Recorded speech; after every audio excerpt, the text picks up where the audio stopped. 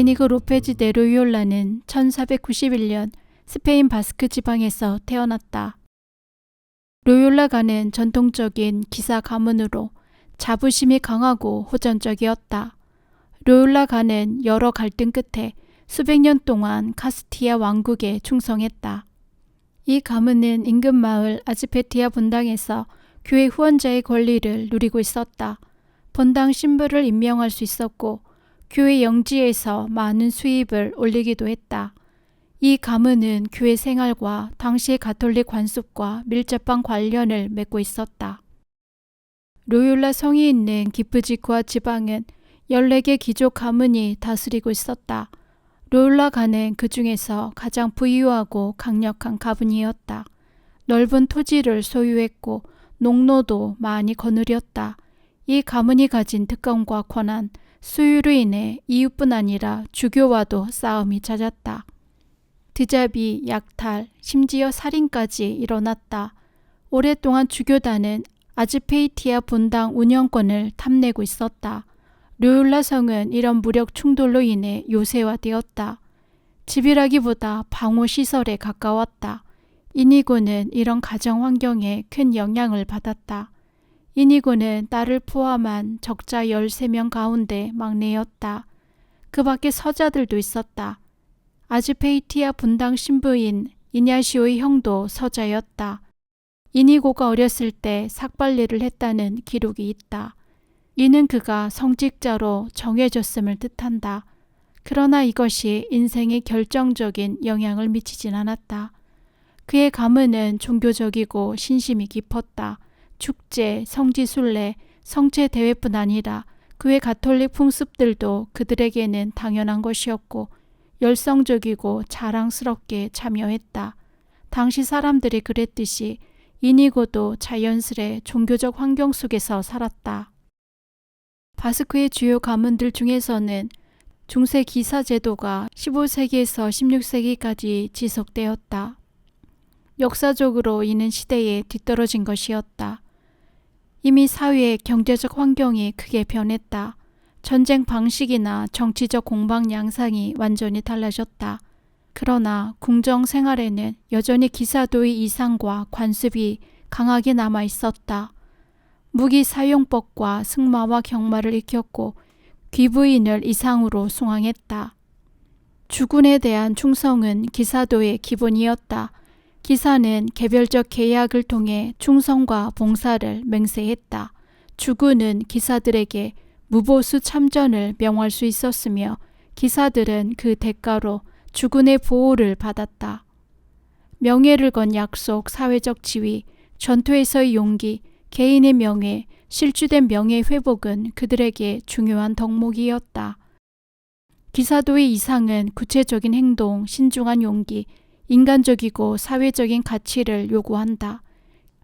기사는 자신의 빵을 가난한 이들과 나누어야 하고 과부와 고아들의 권리를 위해 헌신해야 한다.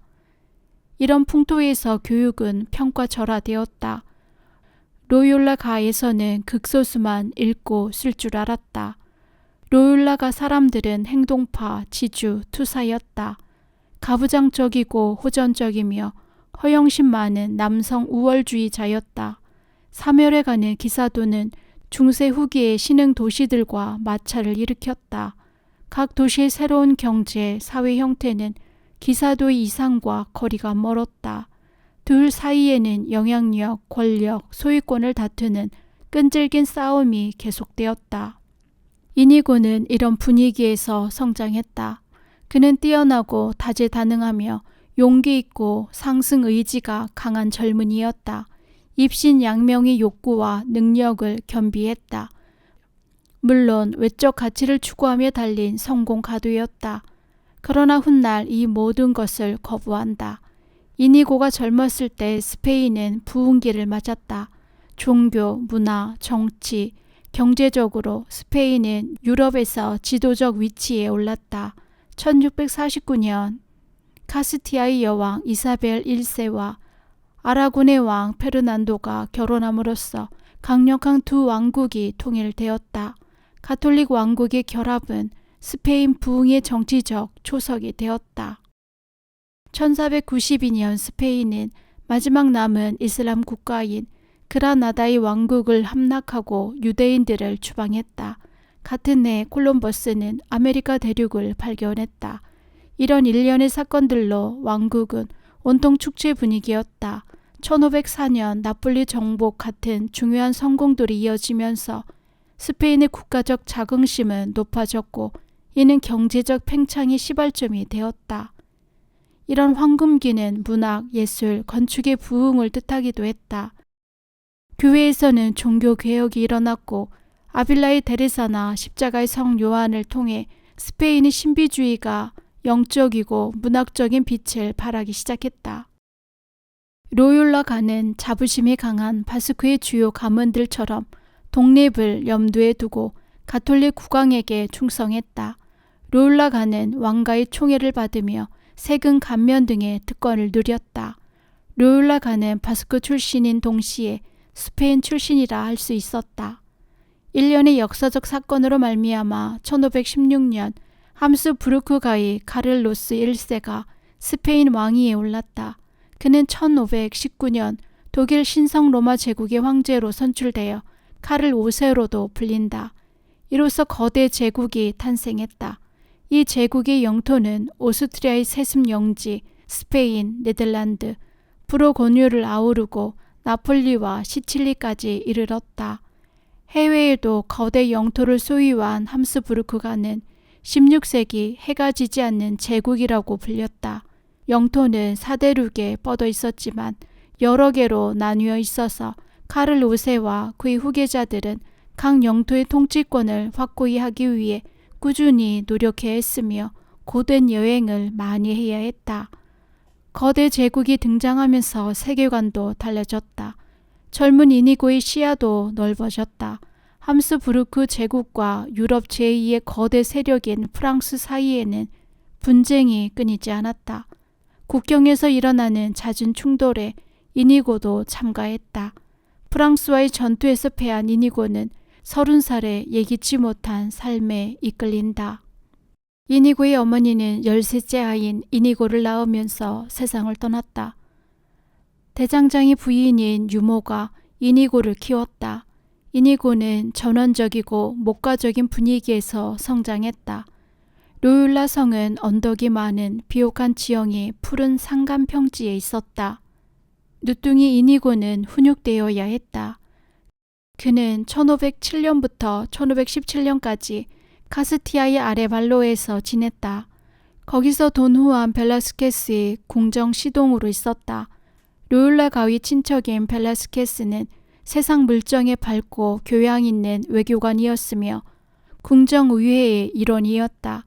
그는 카스티아 왕국의 재정 대신직도 맡고 있었다. 오늘날 재정부 장관에 해당하는 직책이다. 이 권력자의 궁정 생활은 화려하고 사치스러웠다. 이니고는 아레발로 성에서 궁정 교육을 받았다. 기사로서의 능력을 함양하고 글 쓰는 법도 익혔다. 궁정 사무국에서는 서신 작성, 행정, 법률에 대해 배웠다. 그의 수려한 필체는 이 덕분이었다. 궁정 문화를 익히고 문화와 음악을 접했다. 높은 직책에 있는 인물들과 교류했는데 이때 관료들과 맺은 돈독한 친분 관계는 훗날 예수의 총장이 된 그에게 큰 도움을 주었다. 이냐시오는 인간관계, 탄탄한 조직력, 도덕심, 신뢰, 규율 같은 세속적 능력을 높이 평가했다. 이것은 그의 영적 가치에 있어서 중요한 역할을 했다. 이니고의 성장에 중요한 역할을 한 사람이 마리아 데 게발의 부인이다. 그녀는 이니고의 아주머니 뻘 되는 먼 친척으로 아레발로 궁정에 살고 있었다.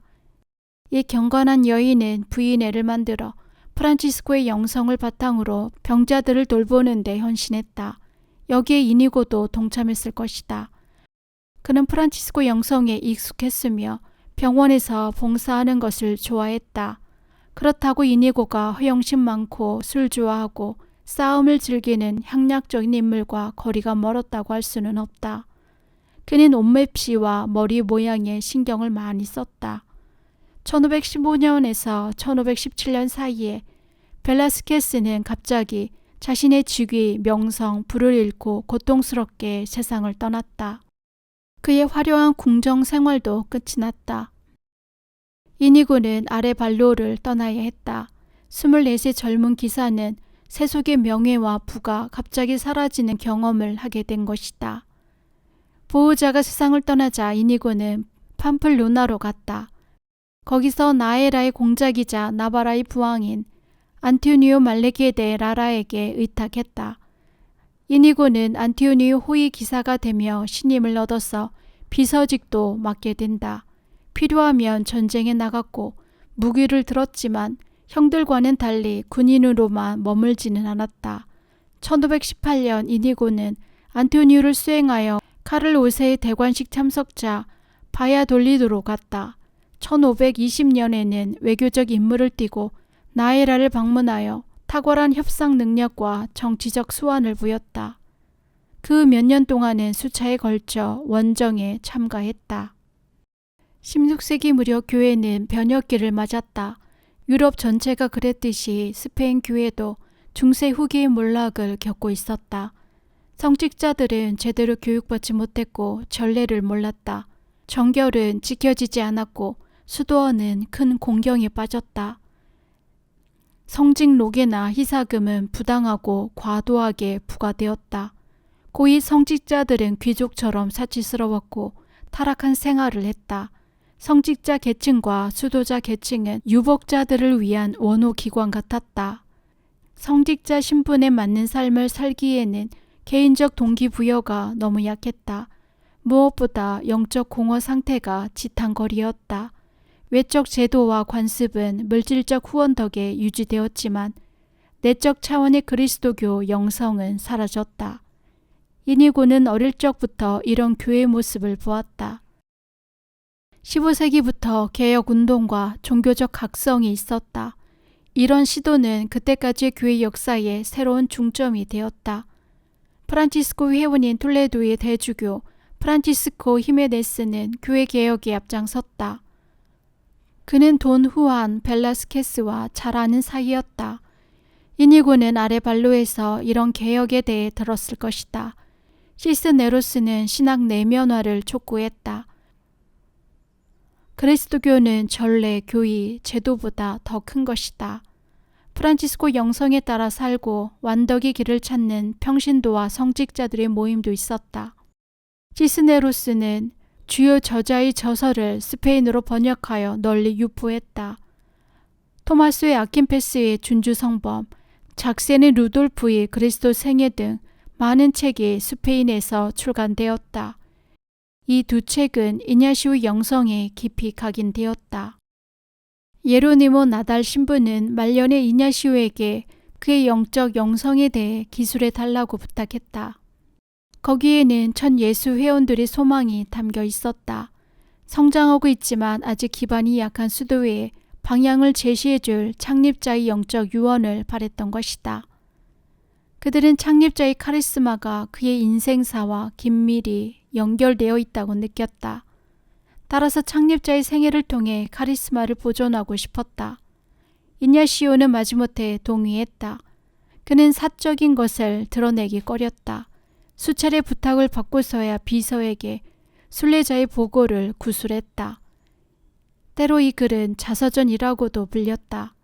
이냐시오는 자기 인생에 대해 설명하지 않고 삶에서 경험한 하느님의 역사하심에 대해 설명했다. 스스로를 3인칭 순례자로 표현해 자신에 대해 관심을 애둘렀다. 그가 자신의 삶을 어떻게 생각하는지 보여주는 단어다. 그는 하느님이 자신을 순례자의 길로 이끌었다고 회고한다. 순례자의 길에서 하느님은 그에게 천천히 그리고 끈기 있는 길을 가르쳐주는 스승이었다. 말레사의 영적 성숙기를 그는 이렇게 표현한다.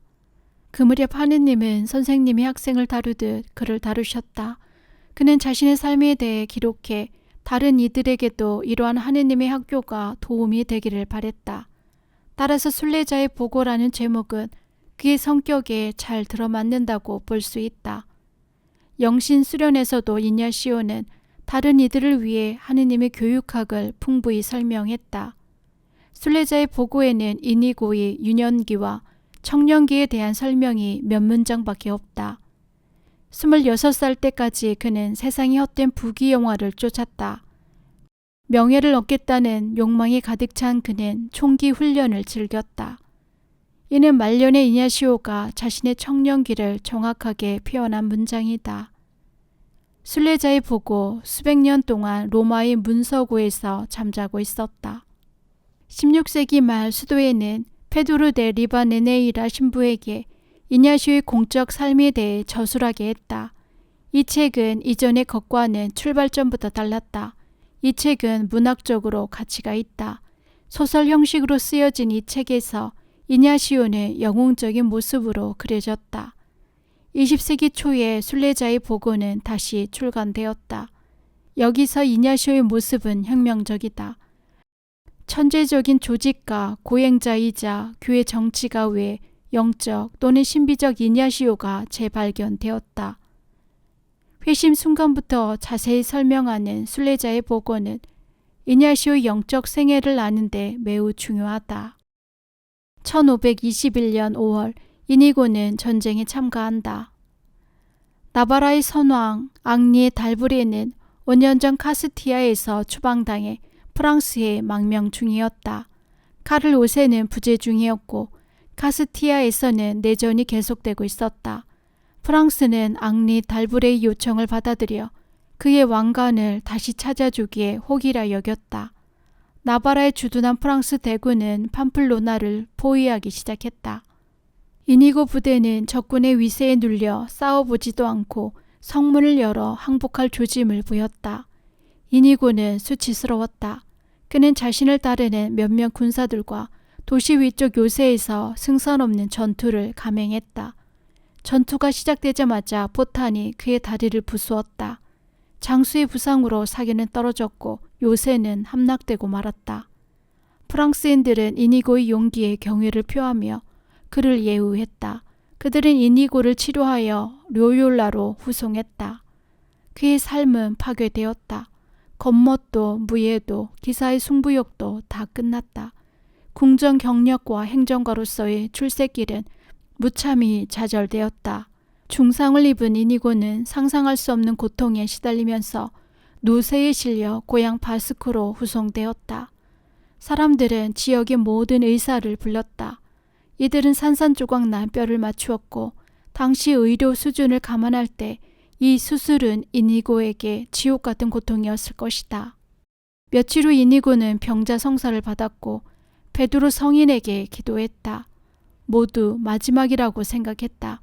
의사들도 포기한 상황에서 그는 기적적으로 위기를 넘기고 회복하기 시작했다. 뼈가 보기 흉하게 튀어나오고 한쪽 다리가 다른 다리보다 짧았다. 그는 다시 한번 튀어나온 다리뼈를 잘라내는 수술을 받았다. 수술의 고통에 이어 깁스하는 과정까지 신음소리 없이 견뎌냈다. 그는 한 달을 더 병상에서 보내야 했다. 생각지도 못한 내적 변화는 바로 이 육체적 회복기에 일어났다.